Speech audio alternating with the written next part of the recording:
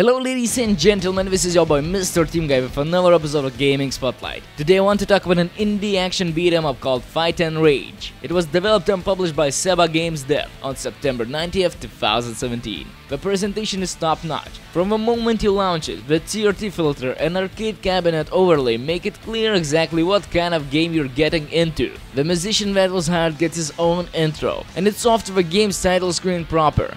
You're greeted by the game's logo, as a tune practically plucked straight out of Guilty Gear blaze in the background. Pressing start brings up a neat menu, making it immediately obvious that this game has plenty of secrets to find. My first foray into the game was by myself, and the pre-game tutorial, which is very arcade appropriate by the way, tells you just enough to get you going. In the path that I decided to take, new enemy types were slowly introduced, usually by themselves or in pairs, to give you time to figure out how to defeat them. Once you had some time to practice against them, they start coming in greater numbers or combined with other enemy types to create a mental challenge that demands you to keep track of all of them. They all telegraph their attacks, but it's up to you to make sure that you can either get out of the way or throw something into them before they connect with you. The game is quite challenging, even on normal difficulty. I found myself falling into button mashing habits very early on and got a game over on the stage 2. Determined not to credit feed this game, I let the timer run out and give it another go from stage 1. Everything I learned to the game over point and the newfound level of caution got me up to the 6th stage, before running out of steam again.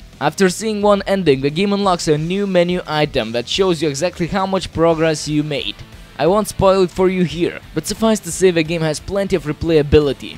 Since this game is rooted deeply in the days of old, where you buy a game and you own it, and extras are something you unlock and not just fork money over for, there's plenty for you to unlock. Alternative costumes, new colors for any costumes you already have, new playable characters, new modes and more. Scoring points in arcade mode and beating the game or getting a game over converts those points into coins, a currency used to unlock things in extra shop. With the rate that you earn coins and the number of branching paths available to you, there's plenty reasons to play the game again and again, including higher difficulty modes that present more of a challenge as you gradually figure out the combo system and how to deal with the enemies. If I have any major gripes, it's the absence of online play and lack of manual. Only being able to share this experience with local friends is not entirely out of a place for the 90s arcade atmosphere, but as a modern title, it's moderately disappointing that I can't share it with my online friends. I would also have liked to have some sort of documentation that explains how to pull off extra moves and combos that occasionally I pull off entirely by accident.